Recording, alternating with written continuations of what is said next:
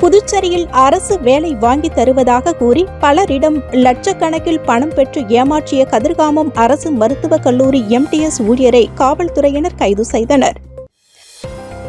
புதுச்சேரி உழவர்கரை விவேகானந்தர் நகரைச் சேர்ந்தவர் வெண்ணிலா. மூலகுளம் ஜான்சி நகர் லூயிஸ் செட்டியார் தோட்டம் பகுதியில் வசிக்கும் கதிர்காமம் அரசு மருத்துவக் கல்லூரி எம்டிஎஸ் ஊழியர் அருள் தனது மகனுக்கு அரசு வேலை வாங்கி தருவதாக கூறி ரூபாய் 1,00,000 பெற்றுக்கொண்டு ஏமாற்றியதாக ரெட்டியார்பாளையம் காவல் நிலையத்தில் வெண்ணிலா புகார் அளித்துள்ளார்.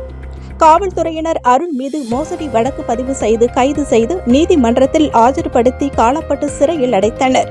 மேலும் இன்று கீர்த்தி, பழனி ஆகியோரும் தங்களிடம் அரசு வேலை வாங்கி தருவதாக கூறி பல லட்சம் மோசடி செய்ததாக ரெட்டியார்பாளையம் காவல் நிலையத்தில் புகார் அளித்துள்ளனர். அருள் மீது கடந்த 10 ஆண்டுகளாக மேட்டுப்பாளையம், கோரிமேடு, உருளையன்பேட்டை உள்ளிட்ட காவல் நிலையத்தில் அரசு வேலை வாங்கி தருவதாக கூறி பணம் வாங்கி ஏமாற்றியதாக பலர் வாய்மொழியாக புகார் தெரிவித்துள்ளனர். தற்போது அருள் கைதாக இருப்பதால் மற்ற புகார்களும் இந்த வழக்குடன் சேர்க்கப்பட உள்ளது குறிப்பிடத்தக்கது.